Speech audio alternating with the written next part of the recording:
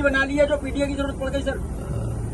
मेरे साथी, पीडीए पहले बना, इंडिया बाद में बना, और उसके बाद मैंने कई मौकों पर कहा कि इंडिया गठबंधन जरूर है, लेकिन हमारी स्ट्रेटेजी पीडीए है और पीडीए ही एनडीए को हराएगा। जहां तक सवाल प्रदेश में जहां चुनाव हो रहे हैं, ये बात इंडिया गठबंधन को साफ कर देनी चाहिए थी कि प्रदेश इस दस पर कोई समझौता नहीं होगा। मुझे लगा जब मध्य प्रदेश के नेता ने और उनके जो पूर्व मुख्यमंत्री रहे, उन्होंने हमसे जब बात की और कहा कि आप किन सीटों को चाहते, तो मैंने उत्तर प्रदेश में या मध्य प्रदेश में जो समाजवादी पार्टी की परफॉर्मेंस थी समय के चुनाव में, वो पूरी परफॉर्मेंस भेज दी। और मैंने उससे कहा कि मध्य प्रदेश में कभी हमारा इस हिस्से से विधायक बन गया, कभी उस हिस्से से विधायक बन गया, और हमारी पार्टी से कई बार कई विधायक बने जो आज दूसरे दल में भी चले गए, कांग्रेस में भी चले गए। और मैंने याद दिलाया कि जिस समय कांग्रेस को समर्थन की जरूरत थी, उसमें सबसे पहले समाजवादी पार्टी के विधायक ने समर्थन किया था और सरकार बनी थी। हम बीजेपी के खिलाफ हैं, और जिस समय भी कांग्रेस के नेताओं से बात हुई, उस समय मैंने कहा कि हम बीजेपी को हराना चाहते हैं, जो हमसे सहयोग लेना चाहो ले लो।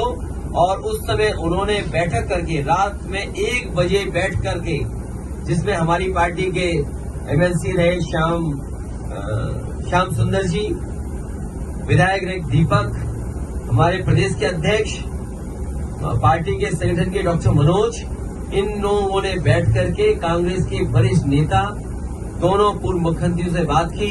उन्होंने रात के 1 बजे जब मीटिंग खत्म हुई, उन्होंने आश्वासन दिया कि 6 सीटें लगभग आपको दी जा सकती हैं, और वो खबर अखबार में भी छपी। मुझे भरोसा हो गया कि 6 नहीं, कम से कम 4 दे देंगे।